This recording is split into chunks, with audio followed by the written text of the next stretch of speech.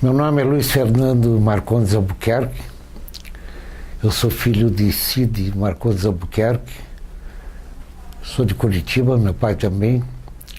E minha mãe, Helena Souza Araújo Albuquerque, é paulistana, da capital, óbvio. Meus avós foram, por parte de mãe, o professor Hostílio César de Souza Araújo e minha avó Zeni Pujol de Souza Araújo de São Paulo. Do lado de pai, minha avó chamava Julieta Negrão Marcondes Albuquerque e meu avô Moisés Marcondes Albuquerque. Em Curitiba eu nasci na rua Visconde Guarapava. Naquele tempo ainda se usava nascer em casa, e bem próximo de onde eu moro hoje, no Batel. De lá, moramos na casa do meu avô Hostílio, na Rua Buenos Aires, onde congregava a maioria da família, e meu pai terminou uma chácara em Santa Quitéria, e com 7 anos nós fomos morar lá. Era uma chácara maravilhosa, nós tínhamos cavalo, vaca, porcos, um bode para puxar uma charretinha. E morei lá até meus 20 anos, mais ou menos.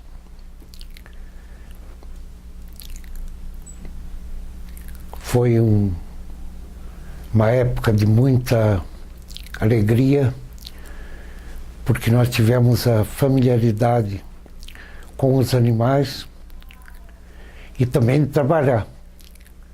Porque lá você, quando não tinha o que fazer, nossa casa era muito grande, que era uma chácara. Meu pai tinha uma pilha de madeira que ele mandava a gente trocar para o outro lado da esquina. E como também eu e meu irmão Cid Jorge Marcondes Albuquerque, radicado em Londrina, gostávamos de cavalo, então nós tínhamos que sair às 6 horas da manhã ou para nadar ou para andar na geada de bicicleta. Daí tinha a escola, e depois da escola a gente tinha direito a montar à tarde, senão não montaria. Lá eu estudei, comecei no Colégio Dona Branca, aqui na Rua Comendador Araújo. Eu me lembro até hoje que era Dona Medeia e Dona Dásia, as professoras. Ficamos até o 4º ano. No 4º ano passamos para o Colégio Marista, o Colégio Paranaense Internato.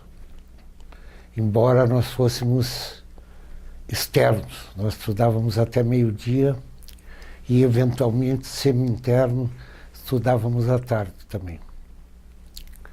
Depois disso, fiz a faculdade de Direito,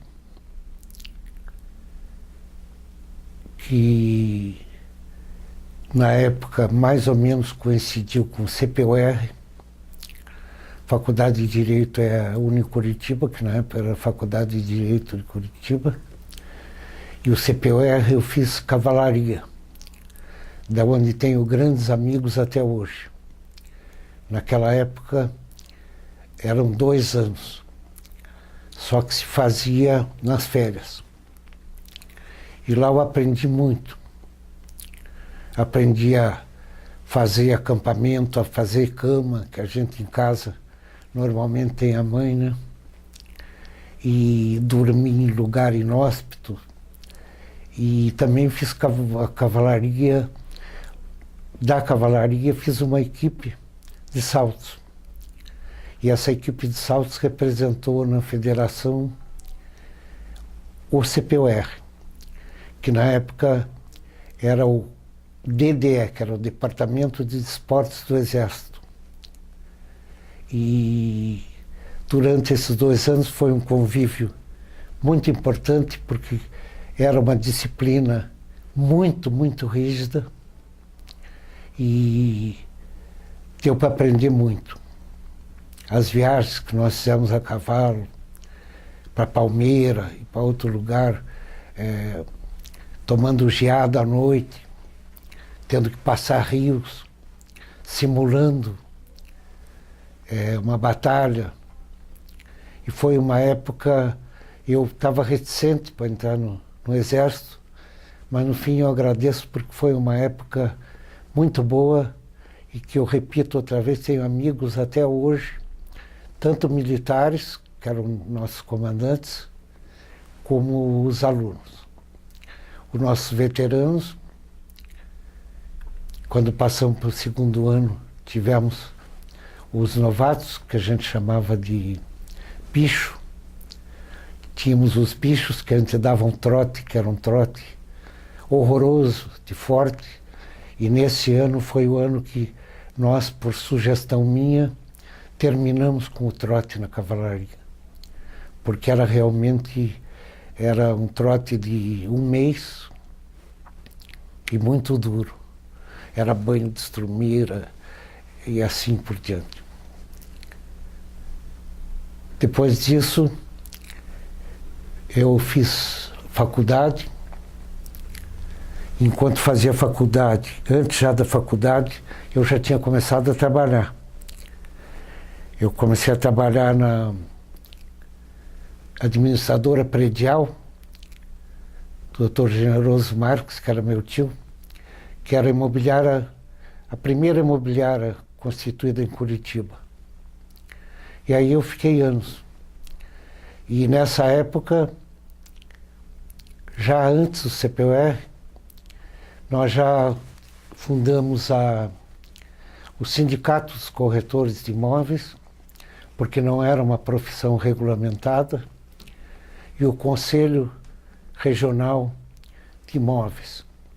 Na época, com o Paz de Barros, em São Paulo, que também fez a mesma coisa, nós conseguimos que a profissão fosse regulamentada, porque na época não tinha fiscalização, a pessoa era corretor, inventava de ser corretor e muitas vezes não atendia o cliente como devia. E assim fomos desenvolvendo e hoje está aí, você vê um Cresce muito organizado, muito fiscalizado e um sindicato também muito organizado.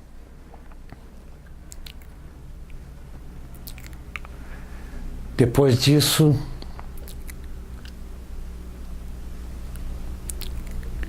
eu mesmo trabalhando, depois de sair do CPUR, eu continuei a montar. Comecei inicialmente no Círculo Militar, que era onde inclusive a gente treinava, e treinei também a equipe do CPUR, que na época eu já tinha um pouco de prática da minha casa, que eu comecei aos 5 anos, e meu pai entendia muito, então, e meu tio João, que era um fanático pelo esporte, então ele tirava 1 hora por dia ou fim de semana para dar aula para mim e para o meu irmão. Continuei, consegui muito sucesso já desde o início. Eu com 11 anos já fui campeão paranaense. Naquela época não existiam as categorias que tem hoje de criança e tudo isso. Aliás, com 13 anos. Era só a prova de sênior, que era uma prova mais alta. Nós tínhamos aqui em Curitiba uma equipe valorosa, tanto da hípica como do Círculo Militar e como da Polícia Militar do Paraná. A polícia contava com cavalheiros de extrema excelência que estudavam muito, formados em escola de equitação do Exército no Rio de Janeiro, em adestramento, alta escola e tudo isso. Então era muito difícil de ganhar. Assim mesmo na minha carreira eu consegui fazer aproximadamente, eu não consegui com a federação exatamente as atas para saber, eu tive uns 15 títulos de campeão paranaense de sênior, que hoje chama Sênior Top, que é a prova de 1,50 m, e até o ano retrasado, em 1914, eu ainda consegui ganhar um disputadíssimo campeonato de Sênior Top, que é a prova mais forte, e consegui debaixo de chuva lá com um cavalo excepcional que eu tinha. Depois tive que vender, porque ofereceram uma quantia mais alta. Mas todos os campeonatos, os de júnior, porque depois inventaram a categoria júnior, eu tive que ficar 3 anos. Decaí do sênior para o júnior, consegui ganhar 3 campeonatos, e eu já estava acostumado nas provas mais fortes. E assim foi o meu esporte aqui. Eu saí do círculo militar após montar 2 anos e fui para a hípica. Embora trabalhasse, eu conseguia um jeitinho de pegar um ônibus e ir para a hípica para montar os cavalos, porque na hípica tinha mais volume de gente, então era mais, você progredia mais rápido. O círculo militar nós éramos muito poucos, e esses poucos me ajudaram muito, Coronel Secarelli, General Eurídio Stropa, e todos esses me deram uma base no esporte, que eu nunca mais precisei ter um professor. Eu até oriento as pessoas quando preciso. Depois disso, voltando para a minha profissão, eu saí de lá, tive em várias empresas como consultor jurídico e na Ultragás, que eu fiquei 4 anos, aqui em São Paulo, na Empresa Brasileira de Pinturas e Engenharia. Depois fui ser representante da diretoria do Banco Real de São Paulo, que na realidade não era de São Paulo, era um banco comprado por uma família daqui de Curitiba, e lá eu fiquei 5 anos. Fui presidente da Federação Hípica de Brasília, fui primeiro presidente civil, que naquela época só a tradição era militares, isso em 1983, e consegui fazer uma união muito grande entre os civis e os militares, para que somassem juntos. Lá concentrava muita gente de qualidade para o esporte, pessoas que tinham um peso específico muito grande, ou saltando, ou como conhecimento do esporte, como era o caso do presidente Figueiredo, inclusive. E somando, todos esses somamos, aquela época contava com uma entidade só, que era a Federação e o Regimento Dragões da Independência, que era convidado, pusemos como filiado, pusemos o Country Club de lá como filiado, pusemos o Jockey Club como filiado para poder ter voto para votar na confederação. E uma das realizações que nós tivemos, que foi muito importante, na realidade, pessoalmente, eu não me envolvi. O que eu consegui foi viabilizar. Eu fiz uma diretoria de ecoterapia, na época a gente chamava hipoterapia, que era equitação excepcional. Eu não entendia por que as hípicas, muitas vezes os quartéis, ficavam com as suas instalações hípicas tantas horas ociosas por dia. E trouxemos para diretor o Coronel Cirilo. Na época, o Coronel Cirilo era diretor, era reformado, era diretor do Digênio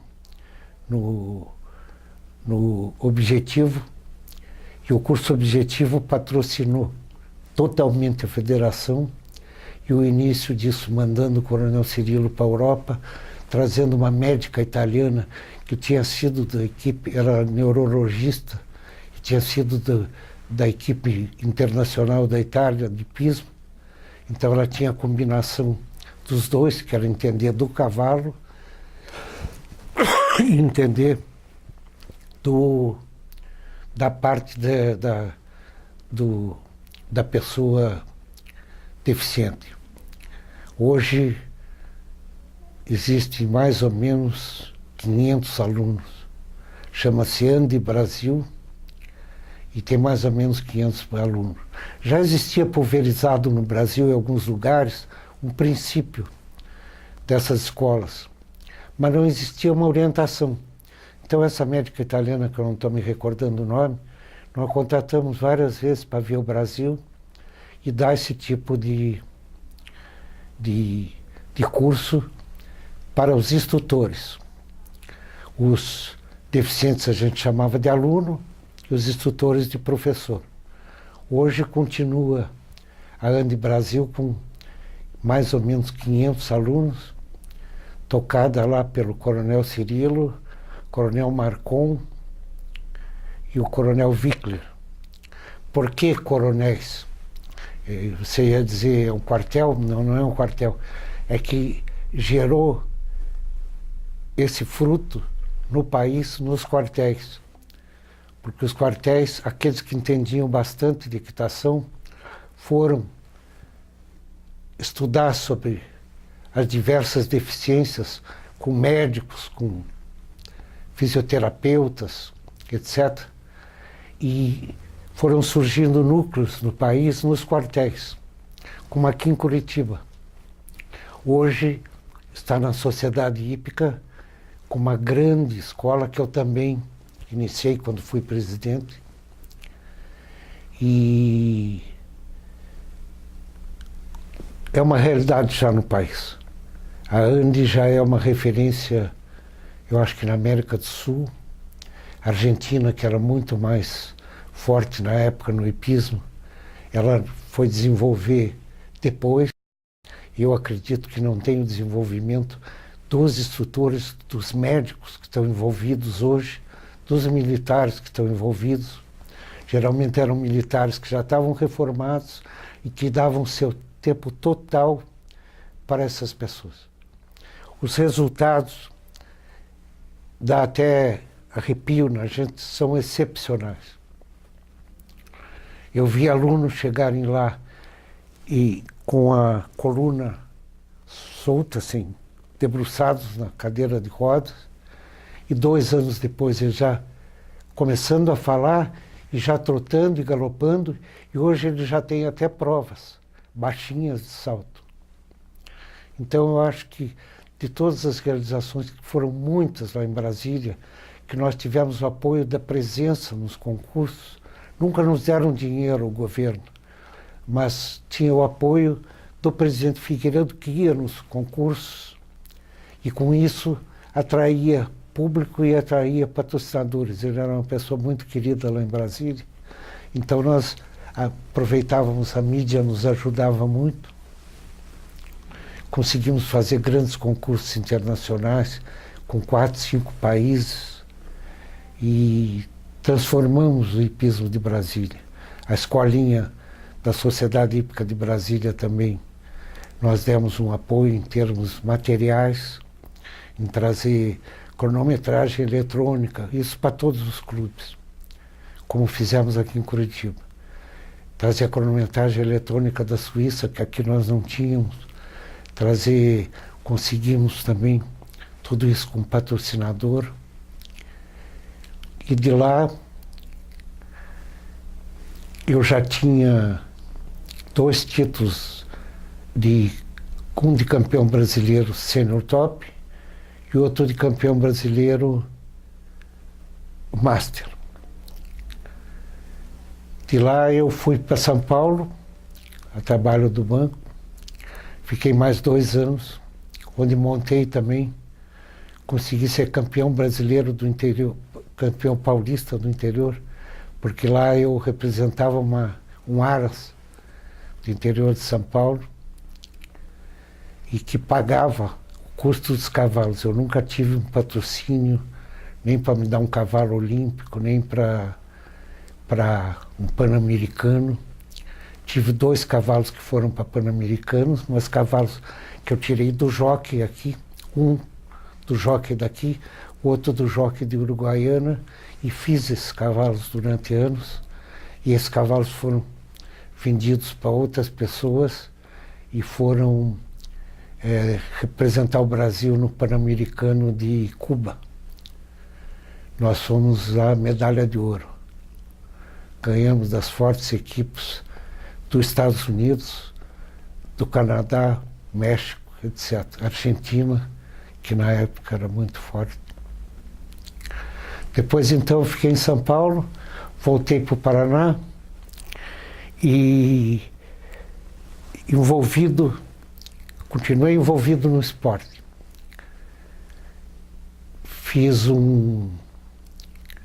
Trouxe 2 cavalos que eu tinha em Brasília em São Paulo, já para Curitiba, e continuei na Sociedade Hípica, até que eu vi que a experiência que eu tinha tido em Brasília, eu podia aplicar na hípica daqui. Que daí fui candidato, foi muito bacana porque foi uma eleição duríssima de ganhar. Eu acho que a eleição é muito salutar desde que ela seja limpa e saudável. E aqui eu mais ou menos apliquei o que eu apliquei em Brasília. Em nível menor, porque os patrocínios eram menores e tudo isso. Mas consegui fazer a metade da escolinha que tem hoje, já funcionou com 80 e poucos alunos naquela época, hoje tem 180. Depois, a seguir, fui campeão paranaense novamente, e de sênior top, e fui candidato a presidente da federação. Também foi uma eleição renhida, que envolveu todas as entidades que tinham sido criadas, Londrina, Maringá, Foz do Iguaçu, Ponta Grossa, e a própria Polícia Militar do Paraná, que concorria pelo Clube dos Oficiais da Polícia Militar, e consegui ter uma votação muito boa. E na federação também estabelecemos parâmetros para profissionalizá-la, para dar prêmios em dinheiro, que na época nós chegávamos aí para Recife, levava 5 dias um caminhão para ir a Recife levar nossos cavalos, a troca de ganhar uma medalha. Então eu achava que já tinha que profissionalizar, como hoje prova que tinha razão. Nossas provas são todas profissionalizadas, inclusive as regionais.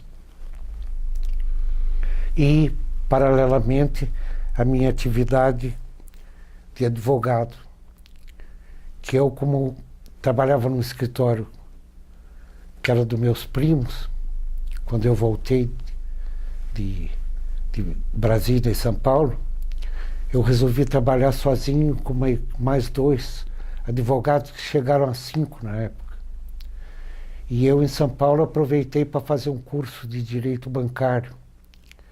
Então eu fui para essa área do direito bancário e fiquei mais centrado nos mutuários do sistema financeiro.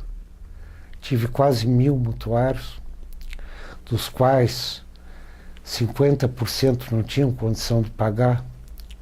E para discutir com os bancos, eu já tinha uma experiência muito grande em banco, já tinha experiência de São Paulo, onde eu tinha feito esse curso, e conseguimos reduzir sensivelmente as dívidas, ou muitas vezes anular as dívidas do que eles já tinham pago e liberar seus imóveis e a pessoa dormir tranquila, porque realmente o sistema é muito malvado, vamos dizer assim, e o sistema de correções das dívidas, a pessoa, através dos anos, não consegue pagar. Então é uma coisa que eu faço até hoje. E a federação, depois da federação, eu continuei como cavaleiro da hípica e continuei como conselheiro nato, por ter sido ex-presidente, e até hoje eu procuro ajudar naquilo que eu posso. Não me meto mais, porque não tenho tempo, na parte... Fui diretor da Confederação também, e ultimamente fui convidado para ser novamente, porque a Confederação, o hipismo no Brasil cresceu demais, mesmo com essa crise, é impressionante. Tem um locutor da Sport TV que diz que para começar é mais barato do que você pensa, mas para chegar naquele ponto do top é muito mais caro do que você pensa. Então hoje nossas escolas proliferaram muito a um preço baixo, em que o aluno tem cavalo, tem um instrutor, não precisa ser sócio do clube, e cresceu. Agora a Hípica adotou o Pônei Clube, que tem médicos, assistentes, ajudantes dos instrutores, e começa com a criança com 2 anos se familiarizando com as cocheiras, com os pôneizinhos, como é feito na Europa, e por segurança, só pônei, e com 4 anos mais ou menos ela já começa a montar. Até aí o pai vê se ela tem mesmo vocação ou não, porque senão não adianta ficar gastando e depois a pessoa para. E o aluninho que está lá com 4 anos, 6 anos, 8 anos, ele já, com 8 anos, ele já começa a participar das provinhas do Pônei Clube. Eu acho então que eu sou, graças a Deus, eu fiz muito menos do que queria, mas muito mais do que pretendia. Eu acho que Deus me ajudou muito na vida, em todos os setores. Eu fui casado 3 vezes, hoje sou divorciado, vivo uma vida dedicada ao trabalho, à minha família, principalmente ao meu irmão Londrina, que é casado, tem uma sobrinha, tem uma cunhada. São pessoas que eu gosto muito, e assim eu vou levando a vida. Ainda tenho alguns mutuários, na época em que se defendia as construtoras, que na época os contratos dos bancos eram muito rígidos com as construtoras, então nós tivemos vários casos também de ter sucesso das construtoras se recuperarem financeiramente, reduzindo as dívidas.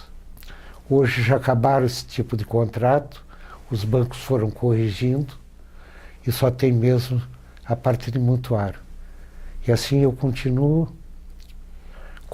na Hípica, procuro ir 2 a 3 vezes por semana, até para a minha saúde, e fazendo cavalos novos, disputando provas mais baixas, porque na realidade eu só tenho cavalos novos do Aras Cataratas, e vou levando até a prova de 1,20 m, 1,30 m, até quando Deus me quiser. Curiosamente, eu queria lembrar da história até do nosso hipismo, que nós tivemos aqui cavaleiros de escola com cavalos muito bons. O Dirceu Nascimento montando o Zulu, que era um cavalo da dona Débora Gutierrez, ele ultrapassou o recorde paranaense saltando o obstáculo rio, que a gente chama, que é aquela água que tem, a 7,10 metros. E esse é um recorde que até hoje está aí para ser batido, e praticamente ninguém mais tem feito esse tipo de obstáculo. Temos que lembrar também do recorde paranaense de salto em altura, que até hoje não foi ultrapassado mais, que foi ficaram empatados o José Carlos Amaral com Piquiri, que era um cavalo chileno, um grande craque chileno que eles compraram quando ele foi campeão sul-americano no Chile.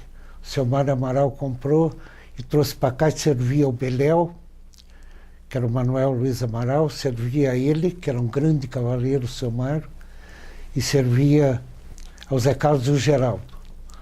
E empatado com eles o Fernando Costa, que na época a gente chamava de marcha lenta, que era o apelido dele, porque ele era uma pessoa calmíssima. Então, ficaram empatados os dois.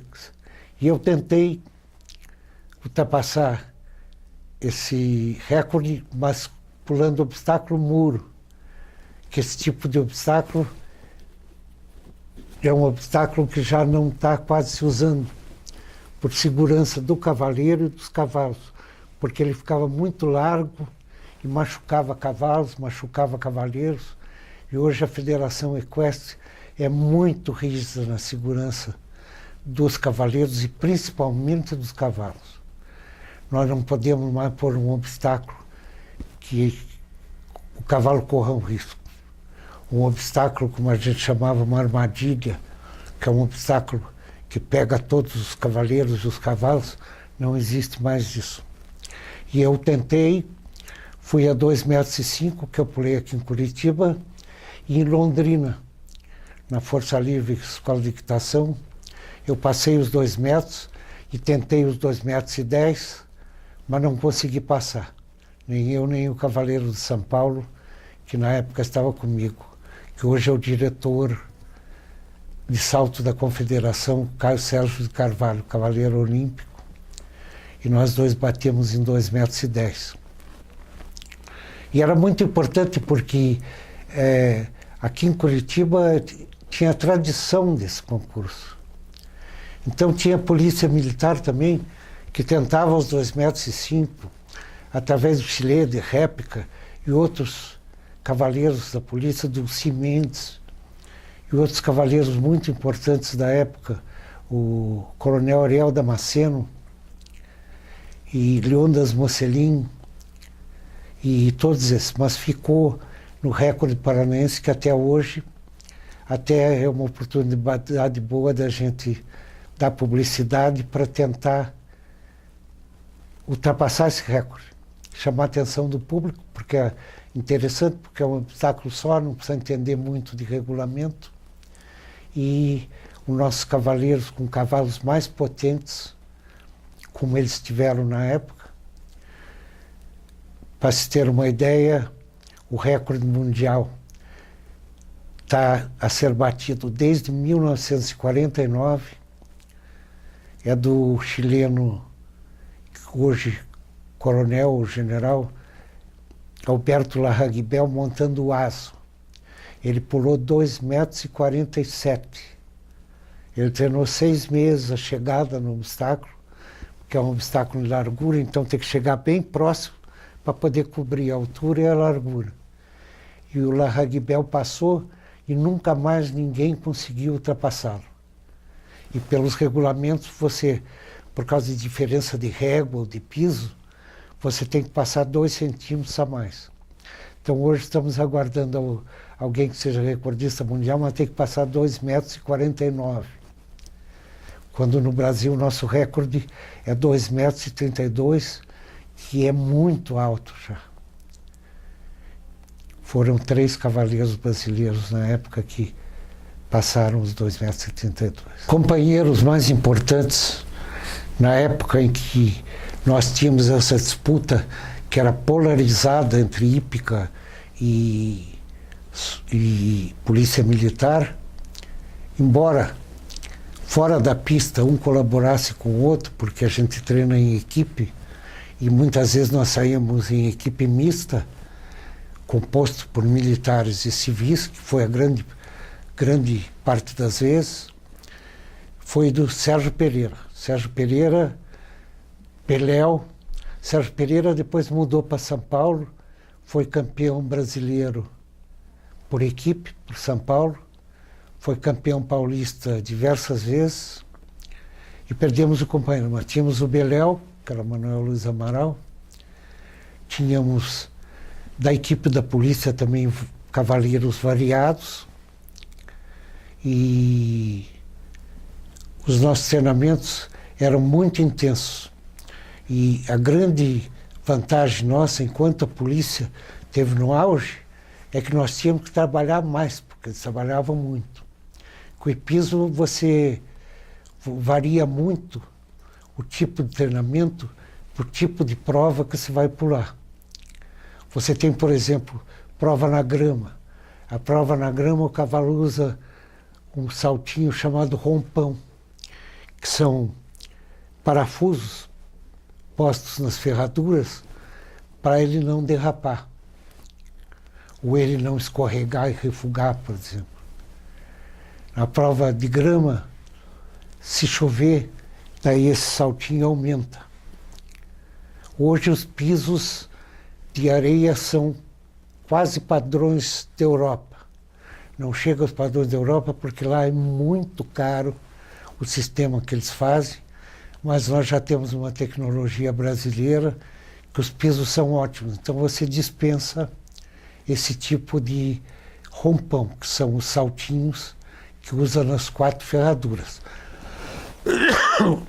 A coisa sofisticou tanto que chegaram a usar 3 rompão, que são 6 por ferradura, 3 de cada lado. E hoje você ainda vê na Europa, nas provas indoor, porque lá grande parte das provas são indoor por causa do tempo. Então você pega na Europa 3 meses as provas ao ar livre e o restante são dentro de picadeiros. E nesses picadeiros você vê muitas vezes usando um saltinho pequeno. Já quando é nas provas mais fortes e na grama, chega a ter 3 saltos em cada, 6 saltos em cada ferradura, para poder dar maior segurança para o cavalo. Hoje a Federação Equestre Internacional e a Associação de Protetora dos Animais na Europa, eles levam com uma rigidez absoluta a segurança do cavalo, antes do cavaleiro. Hoje a FEI, que é a Federação Equestre Internacional, ela tem um lema que diz o esporte hípico, que são três modalidades, fora o enduro e as outras. Nós temos o CCE, que é o mais desenvolvido, o salto e o adestramento, que é a alta escola. O hipismo é composto de 2 corações pulsando. Então esses 2 corações têm que ser muito bem tratados. Aliás, isso eu já tinha aprendido no CPOE, quando a gente chegava de uma cavalgada, de alguma coisa, a primeira coisa era limpar o cavalo, limpar a cocheira, tratar o cavalo da água, para depois tratar da gente. Isso foi muito importante. E hoje a Federação Equestre Internacional, ela desqualifica o cavaleiro por qualquer ato agressivo que ele tenha ao cavalo. Se o cavalo dá um refúgio numa prova, porque o cavalo refuga porque ou ele não tem condição de pular aquela altura, ou porque que não acontece nesses grandes concursos, mas porque ele se assusta porque o cavaleiro chega numa distância que não é a distância confortável. Você tem hoje o percurso inteiro armado por armadores internacionais, que é uma profissão, geralmente eles são engenheiros também, ou arquitetos, para decorar os obstáculos e fazer obstáculos com as motivações, como nós vimos agora na Olimpíada, que nós tínhamos motivações do Brasil. E eles põem as distâncias de uma forma em que você tem que chegar exatamente correto para não fazer a falta. Então, às vezes, por um refúgio, uma coisa, o cavaleiro perde lá ponto e perde tempo. Hoje, outra coisa que os armadores também usam para te prensar, para exigir mais do cavalo e do cavaleiro, é o tempo limite do percurso, que é bem curto. Então você é obrigado a andar numa velocidade de 400 metros por minuto, que arrisca muito mais derrubar, mas assim mesmo hoje as equipes estão tão desenvolvidas e a criação do cavalo de salto, que já está quase 200 anos sendo desenvolvida nos Estados Unidos, na Alemanha, na Holanda e na França. Hoje tem os Estados Unidos, o Brasil já está com uma criação, embora recente, tem 30, 40 anos. O Brasil está começando a aparecer os primeiros cavalos que possam fazer frente a essas exigências que o armador faz na pista. Que cada percurso, cada prova é um percurso inédito. Você tem meia hora para entrar lá, olhar o que o armador fez, medir para ver quantos galões, que seriam as passadas, que o cavalo dá de um obstáculo para o outro, e não dá para errar.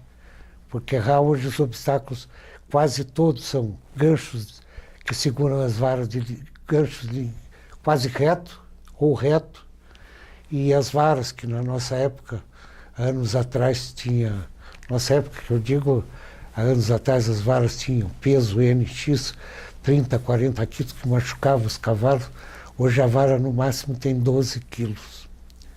Então você tocou, ela cai. Então o cavaleiro precisa ter uma extrema habilidade e o cavalo precisa estar extremamente adestrado para ele seguir o teu comando e chegar na distância certa. A distância é o X de todas as provas. Você chegar de acordo numa tríplice, por exemplo, que é largura, e logo depois vem um vertical, que é o obstáculo que você precisa fazer o cavalo voltar, porque ele só tem que ir para cima, e ele já vem de uma largura que ele vem galopando já mais elástico. Você tem que trazer o cavalo de volta, recolher, fazer, porque ele fica uma mola. E com a coluna correta, para poder ele ter impulsão para ultrapassar os obstáculos que são armados por esses armadores internacionais, que chamam também de curse designs. O que eu quero dizer a todos os cavaleiros, que a equitação exige muita força de vontade, exige espírito esportivo, existe a vontade de ganhar, que tem que ter, porque a competição, você tem que entrar para ganhar. No nosso esporte a gente ganha muito pouco, perde muito mais, mas tem que aprender a perder também. E é perdendo que a gente aprende a ganhar. E a gente tem, pelo caminho, muitos acidentes de percurso, de tombos, tombos com fratura, tombos sem fratura. E eu tive vários tombos, vários refugos em prova, excepcionalmente um cavalo novo, um obstáculo novo, armado, que o cavalo estranhou de medo, ou era um cavalo refugador mesmo, que eu estava tentando recuperar. Agora foi interessante uma exposição agropecuária que tinha lá no Canguiri, em que no fim de semana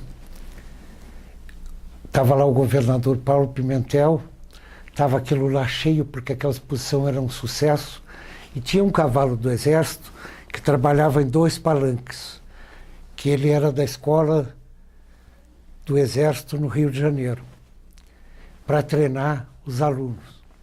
E esse cavalo ficava embaixo, o coronel Pimenta, cutucando o cavalo, o cavaleiro montado e cutucando o cavalo e ele dando os corcovos, era um cavalo enorme. E aqui em Curitiba eles começaram a chamar gente do público. E tinha na história que nunca ninguém tinha ficado em cima desse cavalo. Quando davam comando nele lá, ele dava um corcov tão forte que ninguém ficava em cima. A empinada e depois o corcov. E veio um gaúcho, um carioca, um paulista, todos caíram. Mas eles estavam preparados ali, porque estavam de ou calça jeans. E eu tinha saído do escritório e fui para lá, e o coronel Pimenta me viu do outro lado. Então mandou pelo microfone, dizia, olha aí, governador, do Paraná não teve ninguém, só gaúcho só. E eu, nessas alturas, todo mundo vai, eu digo, mas eu estou de terno, vai assim mesmo. Eu peguei, atravessei a pista da exposição e fui lá onde estava o cavalo e pedi para o coronel Pimenta, olha, leva macio comigo, que ele sabia quando cutucar que você podia ficar em cima. E ele me deixou, e o público vibrou, ele me deixou muito mais tempo, o cavalo corcoviando e eu aguentando salto, eu de terno, que nesse tempo usava tirilene, que era um tecido bem fininho. E esse terno até era do meu irmão. Meu irmão viu pela televisão em Londrina, disse, olha, está usando o meu terno. Foi uma coisa engraçada isso. E eu fui, fiquei aguentando um tempão e achei que ia ficar nisso. Daí ele cutucou o cavalo mesmo, no lugar onde devia, o cavalo me jogou de cabeça no chão. Eu saí com dor na costela, com tudo, e fui caminhando lá para o outro lado da pista, deixei o governador, o pessoal todo ali, e vi que todo mundo ria. E eu fui, quando fui ver,